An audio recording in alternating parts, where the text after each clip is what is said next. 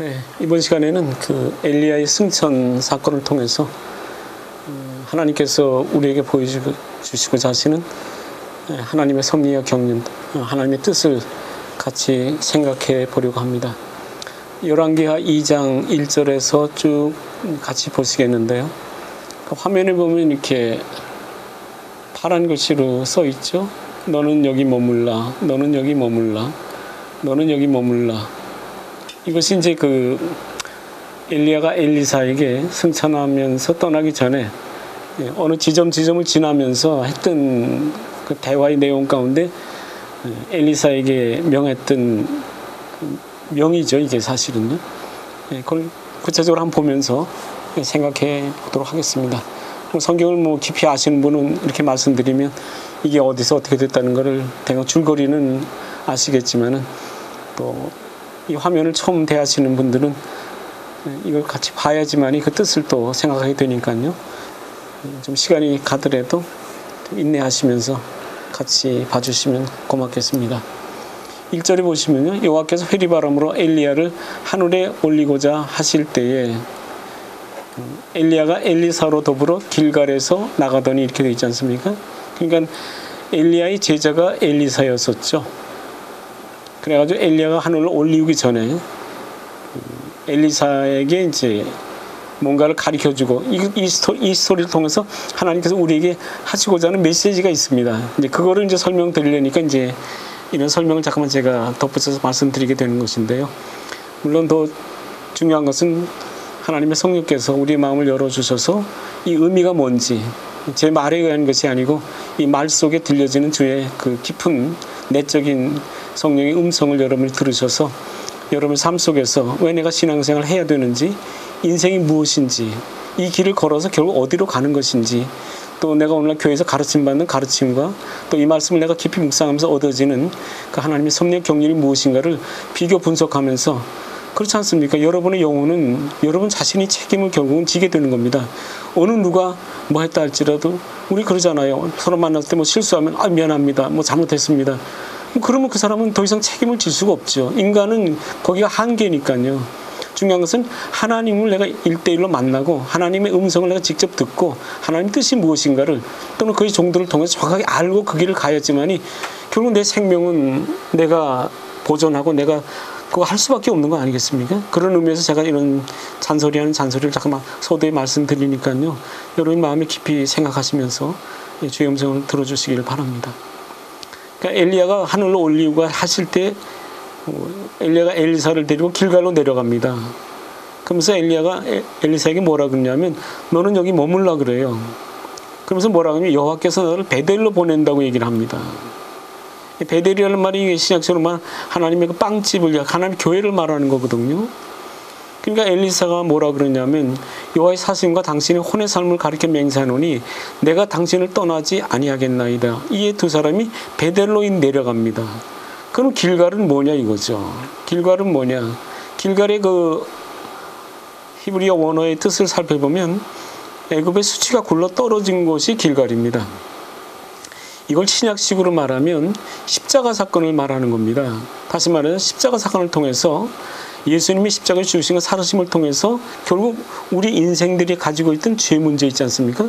그 죄의 수치를 하나님께서 굴러 떨어지게 걷어가 버리신 것이죠. 그러니까 십자가의 죽으심과 살으신 믿음으로 우리가 죄사함을 받고 홍해를 건너 광야에 들어오는 것처럼 이 길갈은 구약에서 지금 그런 사건을 예표적으로 이렇게 지금 표현하고 있습니다.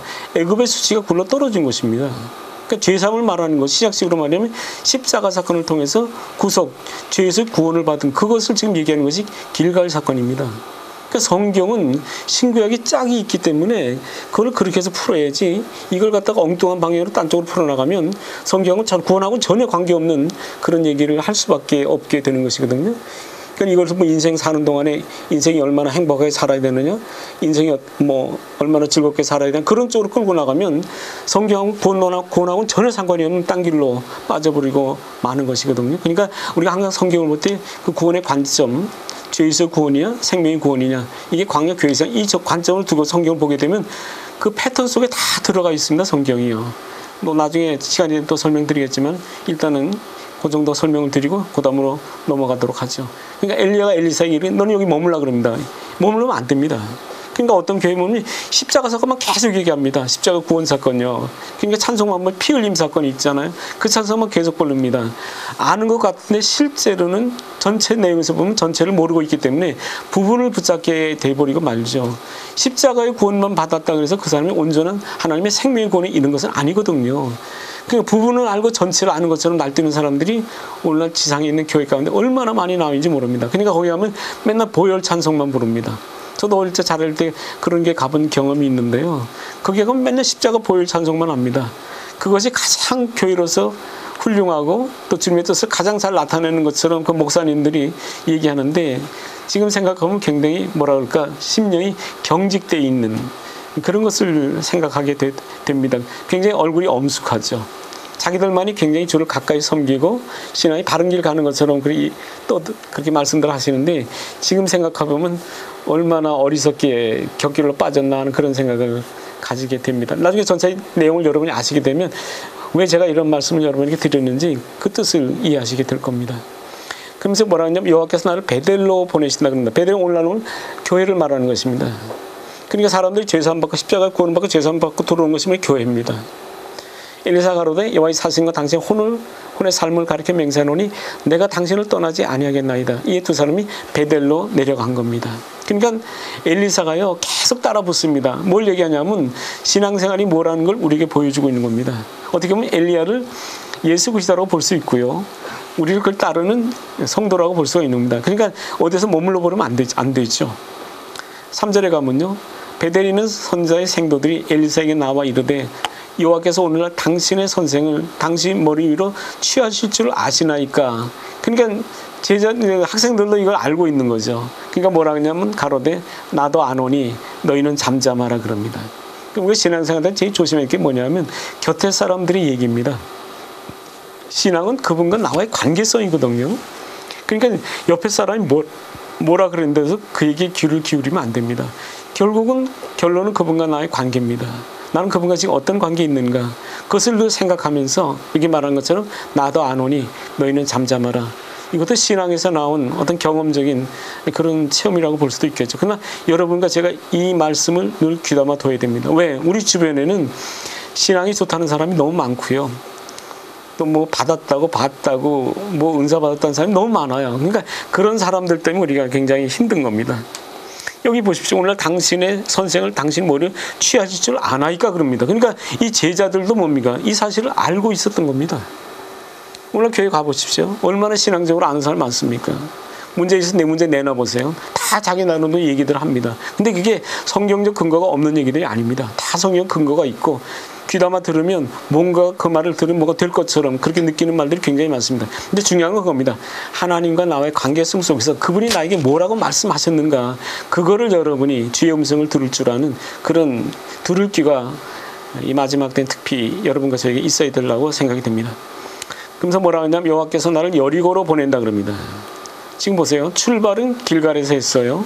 그 다음에 베델로 왔어요. 그리고 지금 어디로 가냐면 여리고로 갑니다.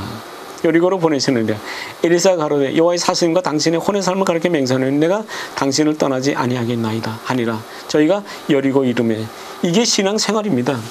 떨어지면 안 됩니다. 끝까지 붙어서 가야 됩니다. 나중에 결론이 나오겠지만 이제 그것을 보여주기 위해서 이제 이 엘리야의 승천 사건이 기록되어 있는 것이거든요. 5절 보시죠. 여리고 있는 선자의 생도들이 엘리사에게 나와 가로되 뭐라 하냐 여호와께서 오늘날 당신의 선생을 또 나오지 않습니까? 선생을 당신의 머리 위로 취하실 줄을 아나이까. 똑같은 얘기를 합니다. 이게 어떻게 보면 미혹입니다. 어떻게 보면요. 그러니까 이 사람들 50명이 넘는 생도들이 이러면서 누굴 안 따라가냐면 엘리야를 따라가지 않습니다. 왜냐하면 그분 올라가는데 내가 따라가서 무슨 소용이 있겠냐 이 말이죠. 그러면서 자기들은 다 안다 그겁니다. 오늘 교회 가보면요 이런 지식적인 신앙 가진 사람들이 굉장히 많습니다. 설교하면요 무슨 말씀드리면 다 안다는 겁니다. 어떤 체험적인 어떤 그런 얘기는 다 안다는 겁니다. 그러니까 지식이라는 게 굉장히 무서운 거죠 이게요. 이 지식의 신이 누구냐면 이게 마귀입니다. 이게 지식의 신이 마귀예요. 이게 선악과를 다 먹었거든요. 그게 눈이 밝아진 겁니다. 다시 말해서 지식적인 눈이 밝아져 버려서 지식의 신이 그들 속에 들어와 버린 거죠. 그게 무서운 겁니다.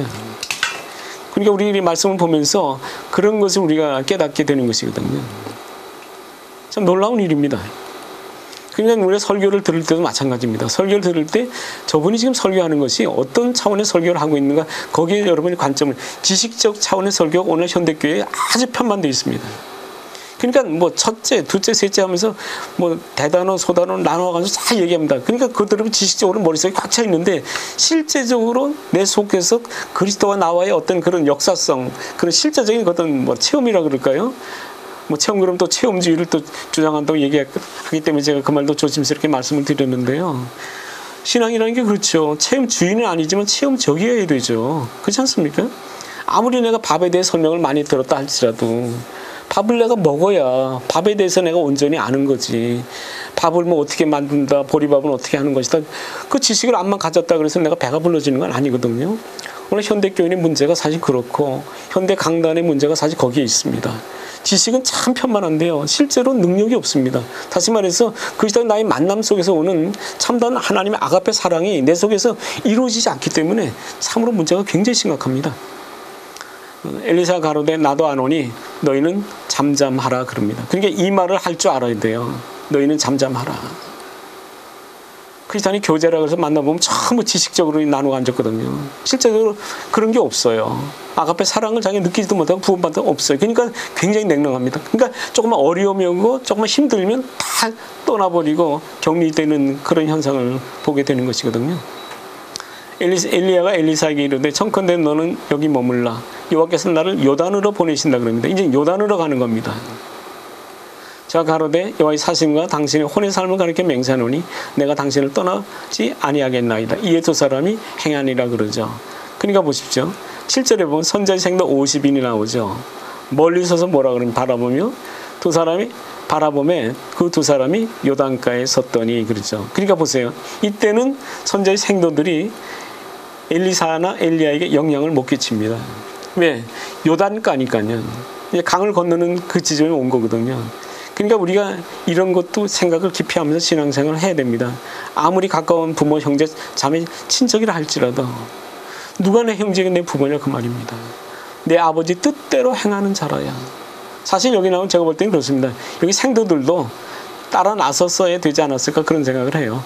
지금 생각해 보니까. 자기도 가서 뭘 받아야 되지 않겠습니까? 뭘 받을지 모르지만 말이죠. 사실 엘리사도 그래서 따라 나섰지 몰랐지만 마음적으로는 뭔가가 제자니까 자기도 선생처럼 그렇게 능력을 행하는 하나님의 종이 되어야 된다는 그런 의식이 있었을 겁니다. 그럼 여기 나오는 생도도, 선제 생도들도 그런 의식을 다 가지고 있었던 사람이 분명해요.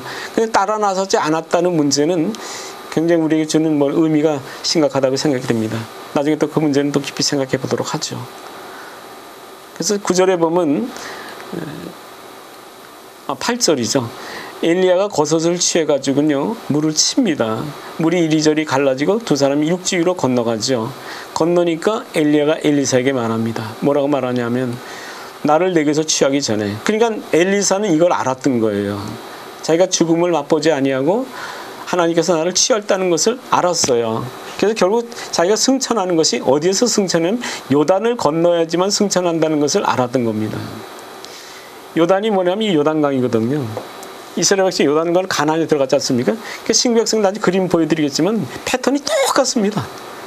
그러니까 성경을 뭐 500독, 뭐 1000독 했다고 해서 구원받는 게 아니에요, 사실은요. 그렇다고 신령한 사람 되는 거 아닙니다.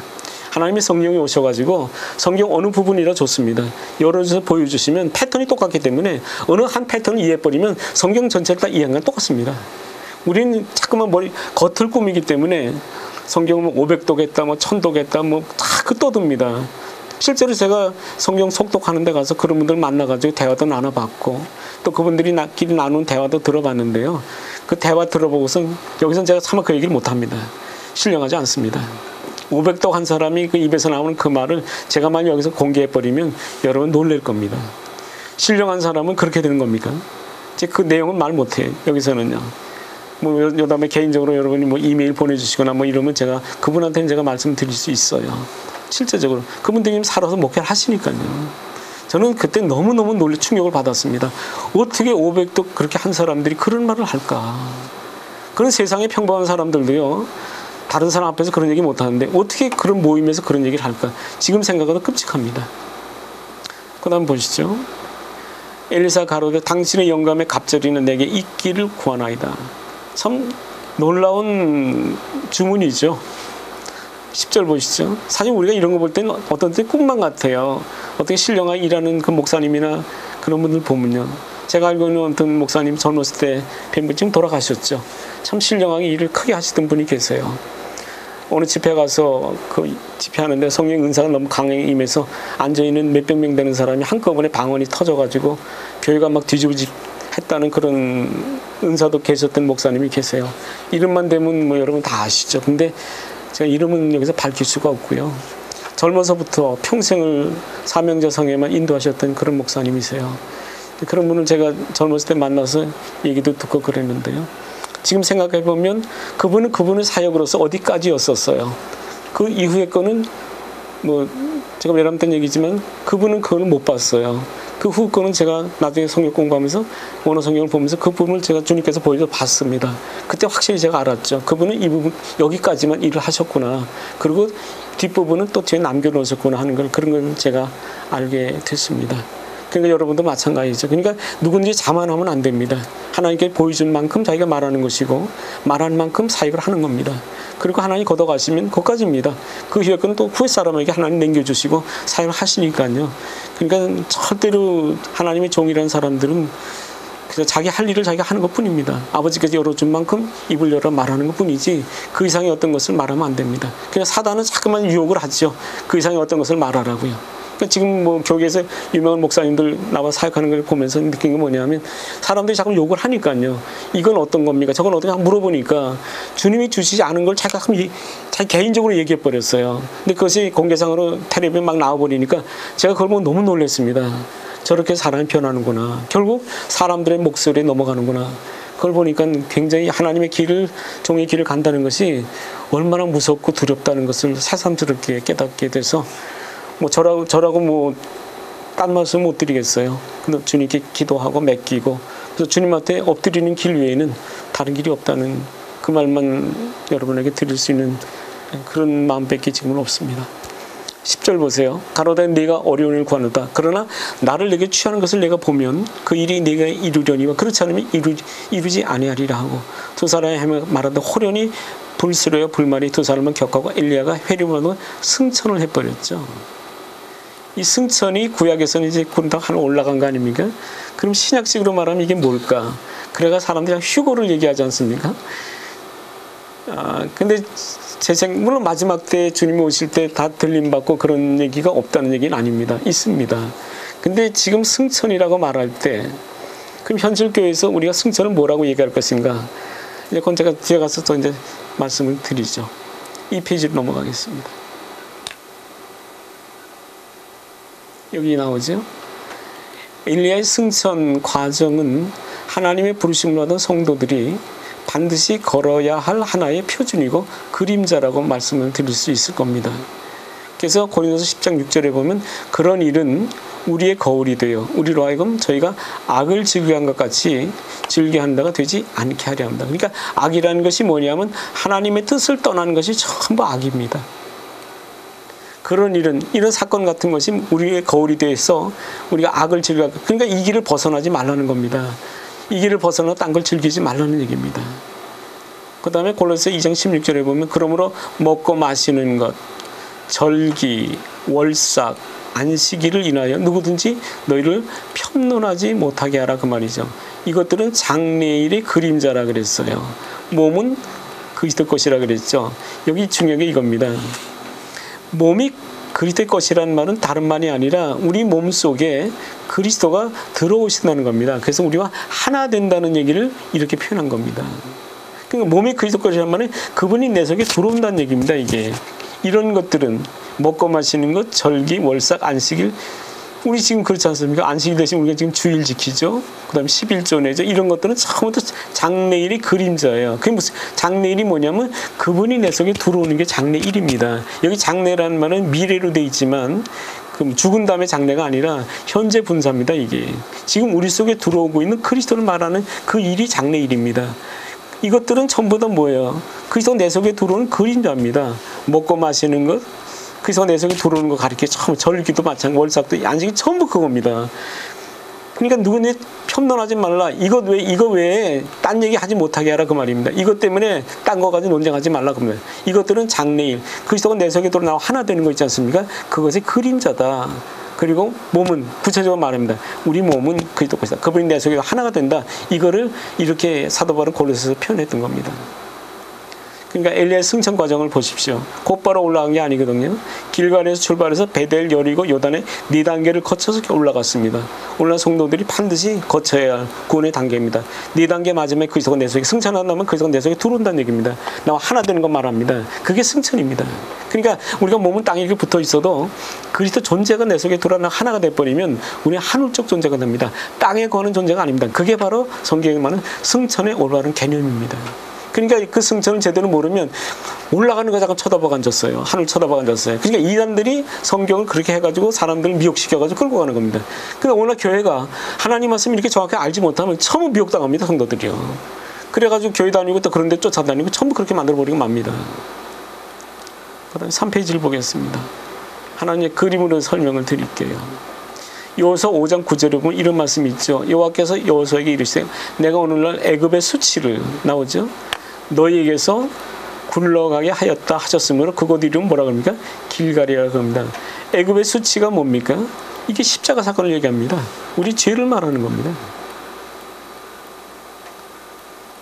그러니까 처음 예수를 믿는 건 십자가 사건을 믿는 거거든요. 그의 피, 그래서 그의 의롭다 하시면 그걸 받는 겁니다. 그러니까 종살이를 몇 년에 하면 430년을 종살이를 했거든요. 그게 뭡니까? 애굽의 수치죠. 그때는 바로왕, 사단 밑에 있었던 겁니다. 모세를 보내지 않습니까? 모세는 누굽니까? 예수죠. 그래서 홍해를 건너게 만들죠. 이게 뭡니까? 십자가 사건이죠. 세례받는 게 바로 그걸 얘기하는 거죠. 그래서 예수는 우리 범죄함을 위하여 내어줌이 되고 또한 우리를 위하여 의롭다 하시면 살아나셨다는 십자가 사건을 얘기하는 겁니다. 그게 구약에서는 여기 말하는 것은 길갈 사건입니다. 홍해는 결국 십자가의 구원을 말하는 것이죠. 요한복음 8장 3, 4절에 예수께서 대답하시되 진실로 진실로 너희에게 이르노니 죄를 범하는 자마다 뭡니까? 죄의 종이라 그런 거죠. 확실히 나눠합니다. 출발점이 길갈입니다. 그래서 이제 교회로 들어오게 되는 것이죠. 4페이지를 보시죠. 홍해 십자가 사건을 말하는 것이고요. 고린도서 1장 18절에 십자가의 도가 멸망하는 자에게는 미련한 것이요 구원을 얻는 우리에게는 하나님의 능력이라고 얘기했죠. 십자가의 도가 나옵니다. 똑같습니다. 갈라디아 6장 14절에 보면 그러나 내게는 우리 주 예수 그리스도의 십자가 외에 결코 잘할 것이 없으니 그리스도로 말미암아 세상이 나를 대하여 십자가 못 박히고 내가 또한 세상에 그래. 이게 갈라디아의 교회 서신이라 그러는 것이죠. 교회 서신이 뭡니까?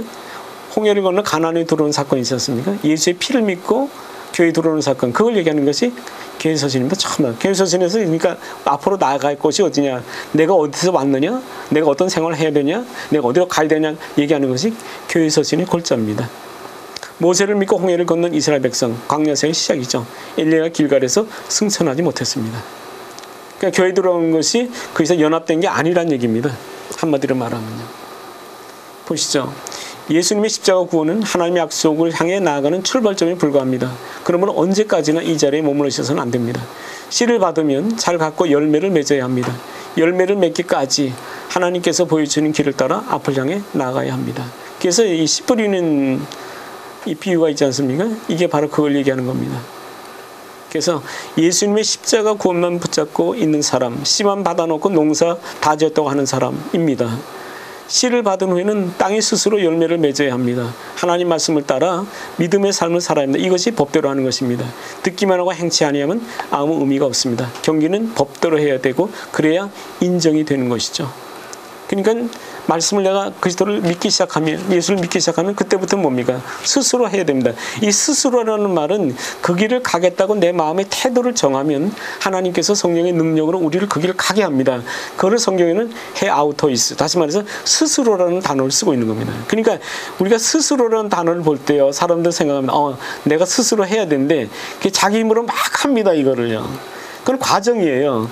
그렇게 하라고 스스로 한 단어가 해 아우토시가 있는 게 아닙니다. 물론 그 과정을 거쳐서 인간의 힘이 한계가 있다는 것, 한계를 느끼라는 겁니다. 그게 바로 죽음입니다. 그 한계를 느끼고 그 다음에 믿음의 단계로 넘어가서 이 스스로라는 단어가 가지고 있는 의미가 바로 그 의미입니다. 그러니까 이거를 자기 스스로 노력하는 것으로 끝나버리면 그건 성경적인 하나님의 복음의 메시지를 제대로 이해를 못한 겁니다. 해 아우토는 단어가 바로 그겁니다. 스스로 노력합니다. 한계에 부딪힙니다. 더 이상 안 됩니다. 그때 무릎을 꿇습니다. 나는 이제 더 이상 할 수 없습니다. 이제 난 못하겠습니다. 완전히 자기를 포기하는 단계까지 가야 됩니다. 그때 주님께서 우리에게 들어오십니다. 우리에게 오셔서 그 일을 하십니다. 이 단어의 의미가 그 양면성을 가지고 있다는 것을 알아야 됩니다. 근데 이거를 그렇게 모르면, 그러니까 그 뭐라 그럴까요? 법적으로만 해석하면 스스로 하라 그랬으니까 하겠다고 하면 질등 노력하다가 거기서 포기해버리고 교회 떠난 사람이 얼마나 많이 모릅니다. 그렇게 돼서는 안 됩니다. 아까 말씀드린 것처럼 그 과정을 거치는 것이 스스로 가지고 있는. 그래서 이 신약성경 보면 헬라어로 해 아우토시라는 단어가요, 무지하게 많이 나옵니다, 이게. 그러니까 거기에 그리스도가 내포되어 있다는 것을 바로 인식하지 뭐냐면 성경을 바로 인식하지 못하게 되는 것이죠. 이 페이지 보겠습니다. 마태복음 7장 24절에 이 말씀이 있죠. 그러므로 누구나 이 말을 듣고 행하는 자는 그 집을 반석에 지은 지으른 사람 같으리니 비가 내리고 창수가 나고 바람이 불어 그 집에 부딪히되 무너지지 아니하나니 이는 주초를 반석에 놓은 연고요. 나 이 말을 듣고 행치 아니한 자는 그 집을 모래에 지은 어리석은 사람 같으리니 비가 내리고 창수가 나고 바람이 불어 그 집에 부딪히며 무너짐이 심하니라 그랬죠. 여기 듣고 행한다는 이 행한다는 단어가요, 원어에는 포이에오라는 단어를 쓰고 있습니다. 포이 아마 이렇게 쓸 겁니다. 에오라고 이렇게 쓰는데요. 이게 뭐냐면 구약으로 말하면 히브리 말하면 빠라라는 동사입니다. 이게 창조하다는 말입니다.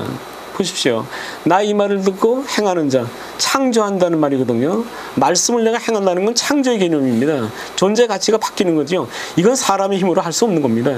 이 단어 하나 속에 이건 하나님만이 할 수 있는 단어입니다. 이거는요. 창조 빠라라는 단어는요. 그러니까 이 단어 속에 이미 내가 너희와 함께 하지 않으면 이 길을 갈 수 없다는 것을 전제로 하고 이 말씀을 하신 거예요. 그러니까 그런 걸 모르면 이것만 듣고서는 행하다가 안 되면 다 포기해버리고 나가 자빠져 버리는 거예요.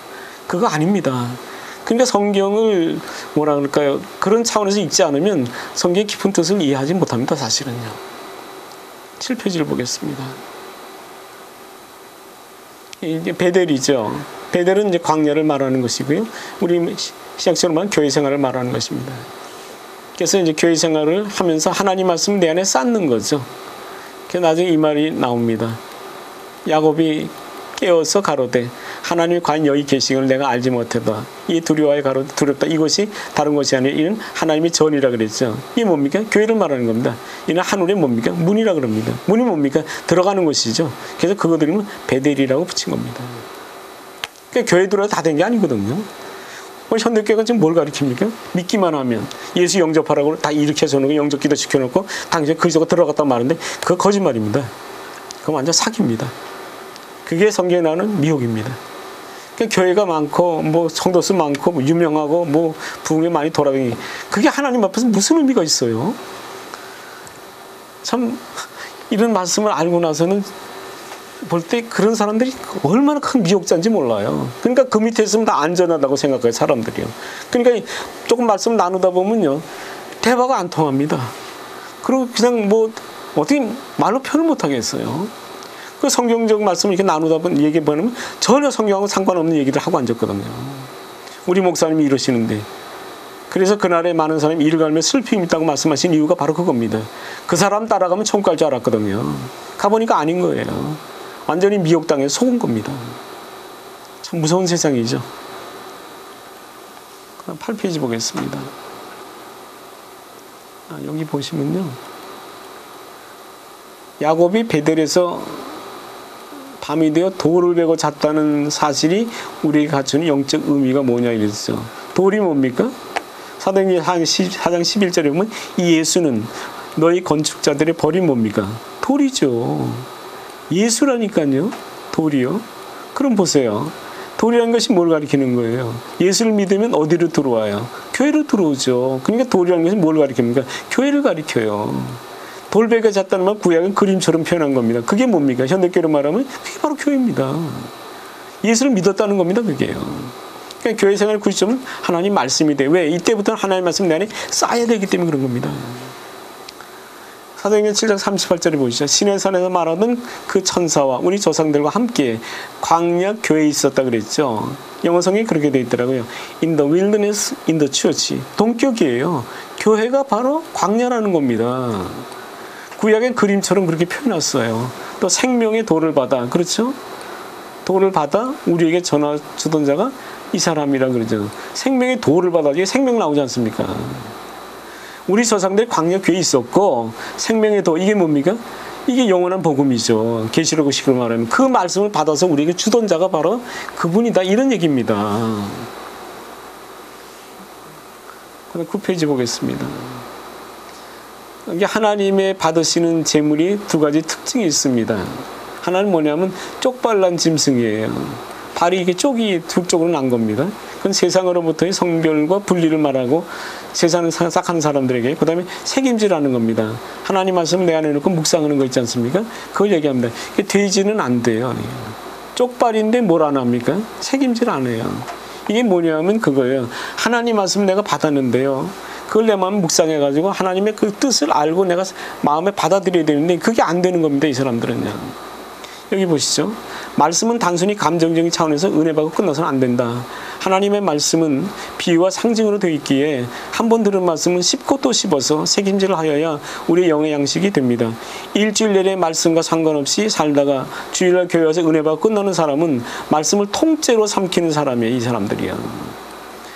하나님께서 제일 미워하는 짐승이 뱀이죠. 뱀은 절대로 씹는 입이 없습니다. 통째로 삼킵니다. 이빨이 있지만 도구로 먹이를 주기 위한 것이지 씹기 위한 것이 아닙니다.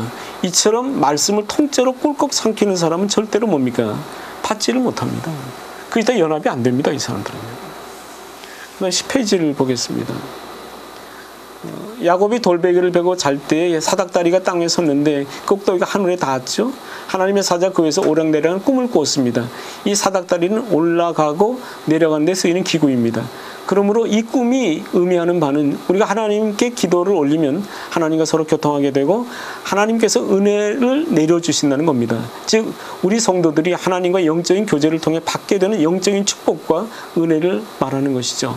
광야에서 이스라엘 백성이 메추라기를 만나를 먹고 하나님의 은혜 안에 거하듯이 성도들은 교회 생활을 통해서 여러 가지 신령한 은사를 체험하게 되는데 이것은 농부가 봄에 뿌린 씨를 자라게 하기 위해서 물 주고 비료 주고 고름 주면서 정성대로 가꾸는 일에 해당되는 것이죠. 그러면 엘리야가 베델에서 하늘로 올라갔습니까? 아니죠. 엘리야는 엘리사에게 또다시 너는 여기 머물라 하면서 하나님께 보내시는 여리고로 향하는 겁니다. 엘리야가 베델에서 하늘로 올라가지 못하고 여리고로 향해 간 것은 우리 성도들이 교회에서 영원히 머물러 있을 것이 아니라 하나님의 인도하심을 따라 앞으로 전진해 나아가야 함을 보여주는 것입니다. 그러니까 여기서 지금 베델에서 승천이 안 됐거든요. 그래서 연합이 안 됐다 그 얘기입니다. 이게요. 그러니까 교회 생활 때문에 뭐 하냐면 하나님 말씀 우리에게 쌓는 생활입니다. 그래서 아구까지 채워야 돼요. 그때 물이 포도주로 변하는 이젠 떠다 갖다 주었다는 주의 명령이 떨어질 때 물이 포도주로 변하듯이 이게 바뀌는 걸 얘기하는 겁니다. 그래서 여리고로 이제 하나님께 또 보내시죠. 다음 장 보겠습니다. 11페이지입니다. 여기 보시죠. 여리고 열매가 없는 추수때의 교회를 말하는 겁니다. 이건 특별히 이제 이 추수때의 교회를 말하는데요. 열매가 없습니다. 이게 무슨 말인지 나오지만요. 베델을 떠난 엘리야는 여리고에 이릅니다. 먼저 여리고에 상징하는 말을 생각하기 전에 여리고의 특징부터 살펴보겠습니다. 18절입니다. 열왕기하 2장 18절. 엘리사가 여리고에 머무는 중에 무리가 저에게 돌아오니 엘리사가 저에게 이르되 내가 가지 말라고 너에게 이르지 아니하였나 하였더라. 그 성 사람들이 엘리사에 고하되 우리 주께서 보시는 바와 같이 이 성읍의 터는요 너무나 아름다워요. 근데 물이 좋지 않습니다. 그러니까 토산이 익지 못하고 떨어집니다. 이 토산이 익지 못한다는 말은 무슨 얘기냐면 씨가 안 생긴다는 겁니다. 익는다는 말은 씨와 상관되는 얘기입니다. 그러니까 모든 열매가 과일이요 익게 되면요 맛이 그 안에 씨가 생성되면서 맛이 익어지는 겁니다. 그러니까 토산이 익지 못한다는 말 속에 씨가 안 생기는 거 이게요. 그러니까 뭡니까? 다 떨어진다는 겁니다. 이게요. 뭐 때문에? 물이 좋지 않다는 거예요. 이 물이라는 것은 뭡니까? 하나님 말씀이에요. 다시 말해서 하나님의 메시지가 마지막 때는 안 좋은 거예요, 지금요. 오늘 현대교회가 물이 좋지 않습니다. 다시 말해서 강단에 나오는 메시지에 뭐가 없냐면 그리스도가 빠져 있어요. 그러니까 성도들이 그리스도를 만날 길을 못 보게 만들어버린 거죠. 그게 미혹이에요. 그래서 성읍의 터 너무나 아름다워요. 얼마나 사람 많이 모입니까? 얼마나 많은 숫자 모입니까? 또 얼마나 많은 무슨 사업을 합니까? 교회도 얼마나 크게 잘 졌습니까? 근데 뭐 물이 나빠요. 강단에 나오는 메시지 속에 그리스도가 안 보여요, 이게요. 그러니까 성도들이 읽지 못하니까 다 떨어져 나갑니다. 20절 보시죠. 엘리사가 가로되 새 그릇과 소금을 담아 내게로 가져오라 하매 곧 가져온지라. 새 그릇이죠. 뭡니까? 새 언약입니다. 말씀의 새로운 그거를 분명히 얘기해 주는 겁니다. 그리고 소금을 담으라. 이게 뭐 언약이죠. 새 언약을 얘기하는 겁니다. 그리스도가 내 속에 언약 들어오는 그걸 얘기하는 겁니다.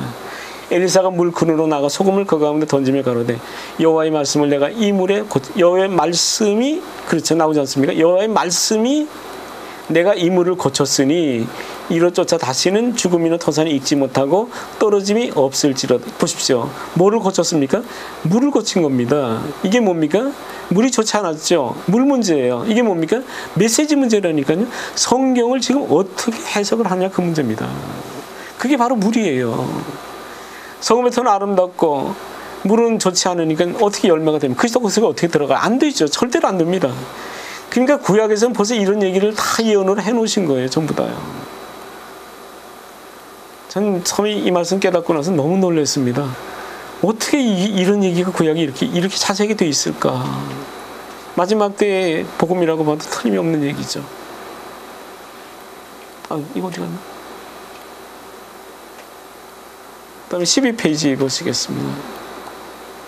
현대 교회가 마지막 때가 되면 터는 너무나도 좋고 훌륭하고 아름답지만 진리가 안 좋아서 물이 나쁘다는 얘기입니다. 성도들이 열매되지 못하고 다시 말해 그리스도 속에 들어가지 못합니다. 전부 미혹당해서 그리스도 못 보니까요. 하나님께로부터 멀리 옮겨진다는 것을 말하고 있습니다. 역사, 구조, 조직, 체계, 규모 어떤 면에서 손색이 없지만 성도들의 영적인 문제를 해결해 주지 못하고 있는 것이죠. 그러니까 지금은요. 교회를 들어가면 안 됩니다.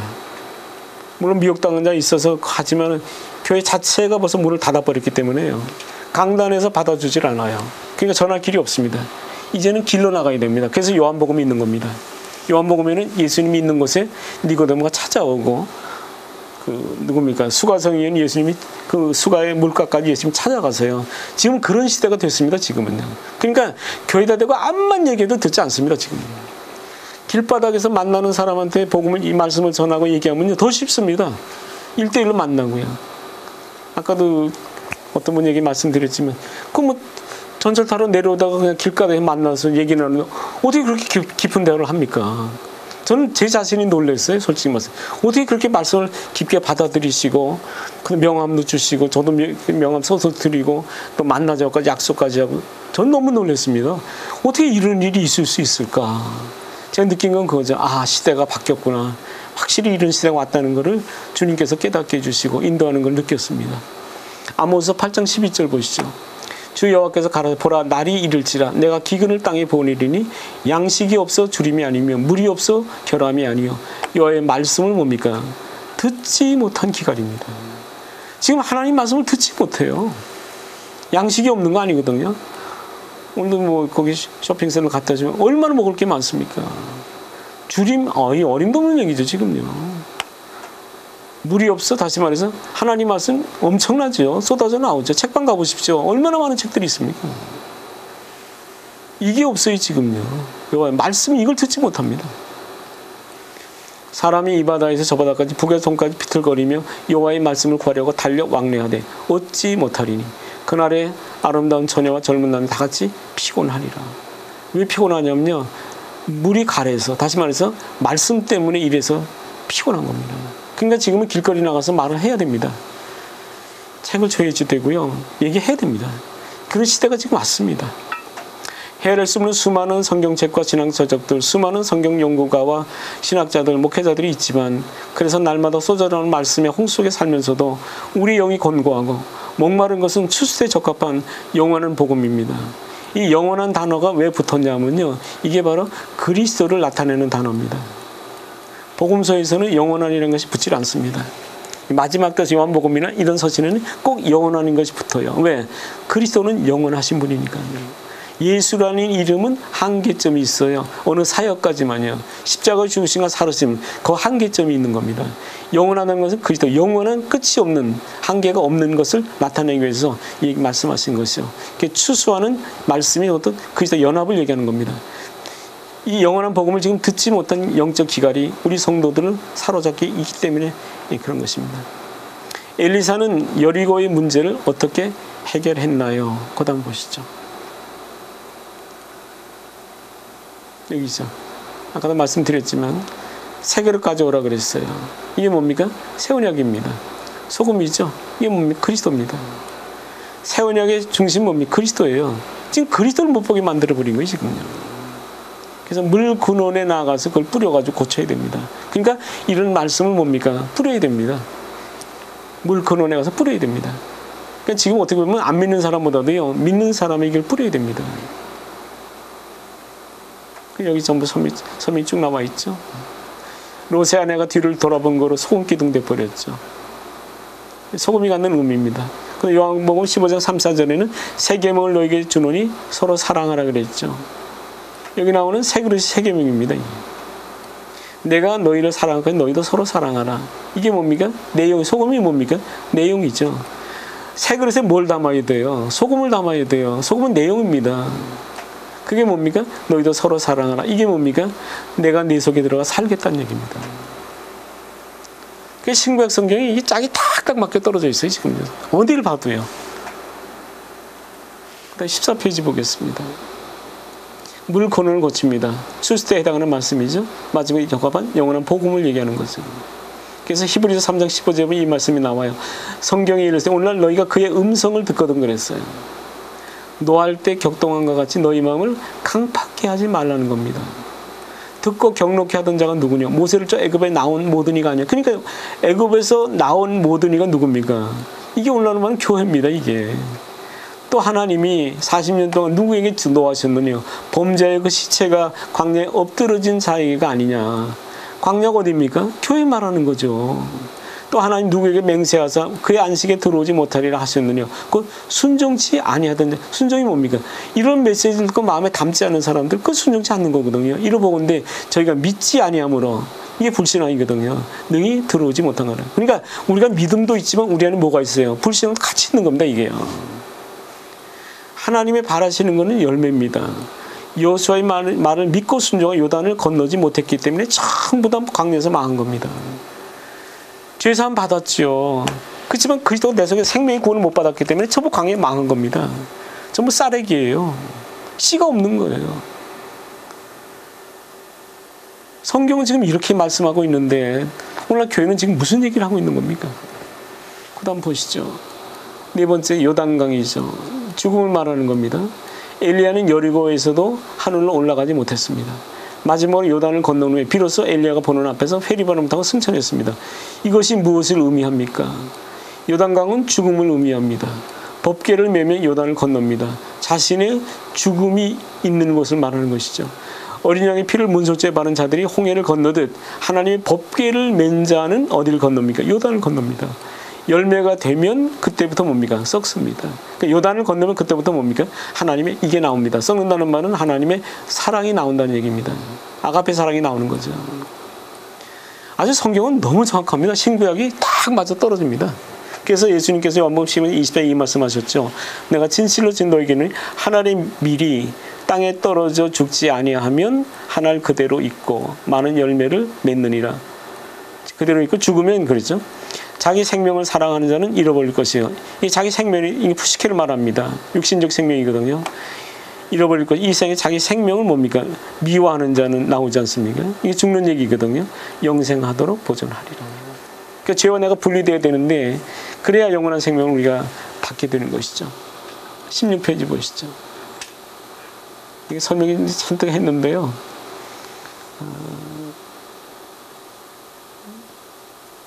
이거는 이제 여러분이 이렇게 이것도 자세히 비춰주시죠. 여러분이 읽어보시면 다 아실 거예요. 세례, 요단강, 그 다음에 쭉 신약식으로 표현했거든요. 여러분 읽어보시면 금방 이해가 되실 겁니다. 그 다음에 17절, 17페이지 보겠어요. 여기 보면 너는 여기 머물라 그랬죠. 근데 엘리야는 이동할 때마다 이 말을 했어요. 엘리사는 여호와의 사심과 당신의 혼의 삶을 가리켜 맹세하노니 내가 당신을 떠나지 아니하겠다고 고백하며 엘리를 끝까지 따라서 마지막 요단강을 함께 건넜거든요.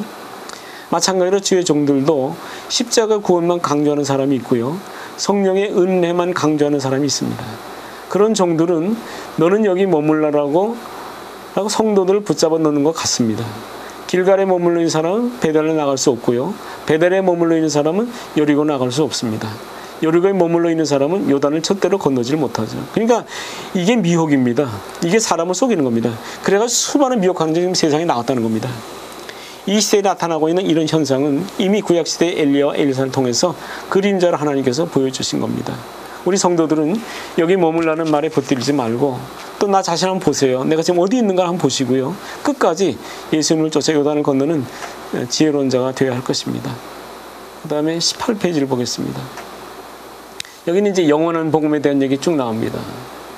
요한계시록 14장 6절에 보시죠. 또 보니 다른 천사가 공중을 날아가는데 땅에 거하는 자들 나오지 않습니까? 이게 오늘 현대 교회를 말합니다. 곧 여러 나라와 족속과 방언 백성은 영원한 복음을 가졌다. 영원한 복음이 뭐냐? 아까 말씀 이게 바로 그리스도입니다. 그러나 땅에 거하는 이 교회에 다니는 사람들이요. 그리스도를 몰라요. 예수 믿을 때 이분이 속에 들어왔다 그럽니다. 그 전부 속이는 거거든요. 그래서 여기 보시죠. 여기 또 영원한 언약의 피로 또 나오지 않습니까? 요한 2서 9절 보시죠. 진해적 그리스도 교훈 안에 거하지 않은 자. 이 그리스도 교훈이 뭡니까? 바로 그겁니다. 이걸 얘기하는 겁니다. 이 교훈 안에 거하지 그리스도를 말하는 거거든요. 아니하는 자마다 하나님을 모시지 못하고 교훈 안에 거하는 이 사람이 아버지와 뭡니까? 아들을 모시는 겁니다. 이게 뭐냐면 요단을 건넜다는 얘기입니다. 이게 뭡니까? 승천했다는 얘기입니다. 그리스도 교훈입니다. 그리스도 교훈이에요. 다시 말해서 영원한 복음이에요. 그리스도 내 속에 들어오는 그 얘기를 지금 요한 2서에서 사도 요한이 떠나기 전에 그 짧은 서신 속에서 이 얘기를 마지막에 이렇게 하고 있는 겁니다. 보십시오. 이 교훈 안에 거하지 아니하면요 하나님을 모시질 못해요. 그러니까 아까 히브리서 그 얘기입니다. 믿음에서 떠나는 겁니다. 사람들이 전부 다요. 이 교훈 안에 거하는 이 사람이 뭡니까? 아버지와 아들을 모시는 겁니다. 이 모신다는 말을 그 에코 동사를 쓰고 있거든요. 헬라 말에서. 이게 뭐냐면 소유라는 개념의 단어입니다. 소유하다는 개념의 단어입니다. 이게. 그럼 보세요. 믿을 때 이분을 소유했느냐? 아닙니다. 그때는 믿음이 내 속에 들어온 겁니다. 그래서 하나님의 말씀을 그때부터 내 안에 이렇게 쌓기 시작해서 아구까지 꽉 채워서 그때 그리스도의 교훈이 뭐냐? 그분이 내 속에 아버지와 아들이 들어온다는 것. 아들이 들어와야 아버지가 들어오시죠. 신구약 성경 어떻게 보면 이 한마디 속에 다 들어갔다 그래도 과언이 아닙니다. 실제로는. 그 다음에 19페이지를 보겠습니다. 그게 바로 그리스도 교훈입니다. 또 여기서 말씀드리고 싶은 건 뭐냐면 성경을 보실 때 지금은 뭐 이런 좋은 이런 게 나왔으니까요. 이게 뭐랄까 헬라어 이런 게 나왔으니까요. 이게 보십시오. 헬라 원문이 있죠. 문법분에 있죠. 한국말 킹제임스 번역이 있죠. 여기 킹제임스 영어 버전이 있죠. 그 다음에 뭡니까 콩코더스 남바 있죠. 다 나와 있어요. 사전 그냥 클릭만 하시면 다 나옵니다. 그리고 쉼표로 다 이렇게 단문장으로 끊어져 있기 때문에 화살표로 제가 표현해놨는데요. 그냥 단문장으로 해서 그냥 읽어내려면 그냥 해석해버리면 됩니다. 그럼 의미가 그냥 다 돌아버립니다. 왜? 우리가 성경을 많이 읽었기 때문에 기본적인 어떤 것이 뭐라 그럴까요? 이 실에 꿰어지지 않은 보배처럼 흩어져 있어요. 근데 이런 걸 통해서 이렇게 구슬을 손마리에도 꿰어야 보배라 그러지 않습니까? 이런 원리에서 딱 꿰져 버리면요. 성경이 너무 쉬운 책이 돼버리고 맙니다. 그러니까 이 관사 다 붙어 있지 않습니까? 얼마나 쉽습니까, 이게요. 여기 나오지 않습니까? 이게 맨온이라는 단어 동사, 분사, 현재, 능동태, 주격, 남성 단수입니다. 그러니까 뭐 거하고 있는 자입니다. 어느 안에 이 교훈 안에 거하고 있는 그리스도의 교훈 안에 여기 나오지 않습니까? 그리스도의 교훈이 딱 나오잖아요, 여기도요. 이게 중요한 게 뭐냐면 그리스도거든요. 이분이 내 속에 들어 나와 하나가 돼야 되는 그게 가장 중요한 거라고요. 그러니까 구체적으로 그리스도의 교훈이라까지 이렇게 해놓은 거예요, 이게요. 이 교훈 안에 거하고 있는 자, 이 사람이 어떤 자냐면 이 현재 분사거든요. 이 사람이 이걸 모시는 게 아니라 이런 존재가 누구냐면 이 쉼표력이 동격이에요. 이 사람이 나오지 않습니까? 이 사람이 누구냐? 아버지와 아들을 지금 동사 직설법 현재 능동 단수 3인칭입니다. 아버지와 아들을 지금 뭡니까? 가지고 있다 그 말입니다. 가질 것이다가 아니에요. 가지고 있다 그 말입니다. 너무나 정확하게 해놨거든요. 그 다음에 20페이지를 보시죠. 이제 그림으로 좀 그려놨는데요. 이게 십자가 사건 여기 나오죠. 그게 바로 길가를 얘기하는 겁니다. 그 애굽에서 나오는 거거든. 땅에서, 죄에서 벗어나는 거죠. 요단을 건넙니다. 홍해를 건넙니다. 물이죠. 물과 성령 거듭날 때 그 물입니다. 우리가 원래 죄를 안 졌다면 그냥 물로 거듭나고 그 다음에 성령으로 거듭나고 그냥 자연스럽게 둘째 안으로 들어갔다가 그 다음에 셋째 안으로 가는 겁니다. 그게 창세기 1장 1절 얘기입니다. 죄를 안 졌다면 이게 만약 우리 죄가 우리 속에 안 들어왔다면 이런 과정을, 물론 이런 과정이지만 죄가 들어왔기 때문에 이렇게 십자가 사건이라는 죄와 관계된 단어를 쓸 수밖에 없는 거예요. 교회라는 단어도 그렇고요. 마지막 때 교회 전부 그렇게 쓸 수밖에 없었던 거죠. 죄가 우리 속에 안 들어왔다면, 이게 만약 안 들어왔다면 그냥 이 과정입니다. 첫째 땅에 태어나가지고요. 그 다음에 말씀을 받기 시작하는 것이 물로 거듭나는 것이거든요. 첫째 안에 들어옵니다. 그런 존재들이 하나님 말씀 계속 쌓아가거든요. 그 9가지 꽉 채우죠. 그럼 그때 그리스도 내 속에 들어오세요. 그러면 어디를 건너가냐 하면 여기를 성령으로 거듭나는 겁니다. 그런 존재들이 둘째 안으로 들어오죠. 그런 존재들이 여기서 자녀를 낳다가 그 다음에 어디로 갑니까? 셋째 안으로 가는 겁니다. 그러니까 우리 인간이 죄를 안 졌다면 창세기 1장 1절하고요. 요한복음 3장 정도면 다 끝납니다. 너무 간단한 건데 죄가 들어오는 바람에 시대마다 그 시대의 문화와 환경과 사람의 어떤 그 사고방식, 이것 때문에 그 선자들 통해서 다 그렇게 하나님께서 거기에 맞게 설명을 해주신 거예요. 원리를 알고 나면 그런 게 다 쉬워요. 성경은 너무 쉬운 책입니다. 제가 볼 때는 이 세상에 어떤 책보다 쉽습니다. 그 다음에 21페이지 아까 똑같은 거죠. 엘리야 승천이고요. 그 다음에 이게 찍은 출애굽기입니다. 내가 내려와서 건져내고 인도하여 이르리 하는 것이 내 뜻이다. 똑같지 않습니까? 그림이요. 땅 첫째 하늘 둘째 하늘, 애굽, 광야, 가나안 똑같습니다. 시대마다 이것만 명칭만 다른 것뿐이에요. 지금 뭐 종로 1과 종로 2가 뭐 30년 전에 제가 떠날 때도 그렇게 있었지만 지금도 종로 1과 2가 있더라고요. 근데 새로운 동네는 또 이름이 또 바뀌어 있고요. 지금은 경복궁이 또 없어졌더라고요. 가니까요. 그러니까 그런 흔적은 또 남아 있잖아요. 그러니까 그런 걸 보면 시대에 바뀌거든요. 마찬가지입니다. 죄가 들어오면서 아브라함 시대는 그때 그 시대는 이렇게 표현됐던 거죠. 거리 이름이요. 그때 광야라 그러는데 지금 뭡니까? 지금 교회라고 표현한 것이고요. 지금 가나안이라고 하면 지금 뭐라 그러는 거예요? 이게 천국이라 그러는 거 아닙니까? 성경이 그런 책입니다. 아주 간단한 책. 사람들이 그래요. 하나님이 할 수 있네요. 그거 좀 뭐랄까 좀 버릇이 어떤가냐 이런 얘기도 하는데, 주님은 그러신 분 아니세요. 너무나 평범하시고요. 주님의 그 사랑과 그거 어떻게 있습니다. 그 요한복음 13장을 통해서 보죠. 여기 보시죠. 이미 목욕한 자는 발밖에 씻을 필요 없다 그랬거든요. 온몸이 깨끗하다 그랬어요. 목욕했다는 말은 뭐냐면요, 이겁니다. 여기서 여기 들어왔다는 얘기입니다. 이게 물 나오지 않습니까? 물로 목욕하잖아요. 그리고 뭡니까? 발밖에 있었다는 말은 영접의 얘기입니다. 이게 영접. 다시 말해서 손님이 집에 유대인 풍습에 의하면 집에 가장 반가운 손님이 왔을 때는 꼭 발을 먼저 씻겨준답니다. 그게 환영의 뜻이랍니다. 그게 뭐냐면 그리스도 영접해서 여기 들어가는 거 있지 않습니까? 그걸 얘기하는 겁니다. 그러니까 어떤 여인이 와서 마리아인가요? 예수님 발을 막 닦지 않습니까? 옥합을 깨트려가지고 향유를 가서 예수님 발 닦고 그냥 머리털을 또 막 닦고 그러지 않습니까? 왜 발에 집중하느냐? 영접 때문에 그런 겁니다. 영접이요. 그러니까 성경은 성경으로 풀어야 됩니다. 영접이 뭐냐? 그리스도가 내 속에 들어오는 걸 말합니다.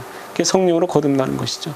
그런 존재들이 결국 어디로 갑니까? 셋째 하늘로 영원한 그곳으로 가는 것이죠. 거듭 말씀드리지만 성경은 아주 간단한 책이라는 걸 여러분이 인식해 주시기 바라고요. 그리고 항상 이 질문을 여러분이 스스로 해주길 바랍니다. 주님이 물으신 거죠. 아담과 하와에게 내가 어디 있느냐. 한번 보십시오. 여기 계십니까? 참 여기 계십니까? 여기는 건넜는데, 물론은 거듭났는데, 하나님 말씀 밖에 교회 생활을 했는데 그리스도가 내 속에 언제 들어오셨습니까? 전혀 다른 존재입니다. 차원이 다르다는 겁니다. 그래서 이렇게 구별되어 있습니다. 꼭 이 말씀 여러분 기억해 주시고, 생소하게 처음 듣는 말씀이라 할지라도 한번 생각하시고, 제가 바라는 것은 성령께서 여러분 마음속에 은혜를 베풀어 주시기 바라고, 이 말씀 상고할 때 주님께서 역사하셔서 주님이 깨닫게 하시면 그냥 알아버립니다. 그리고 여러분 스스로가 또 그 시대 온전한 증인들이 되어주시기를 바라는 마음에서 이 말씀 전했습니다. 감사합니다.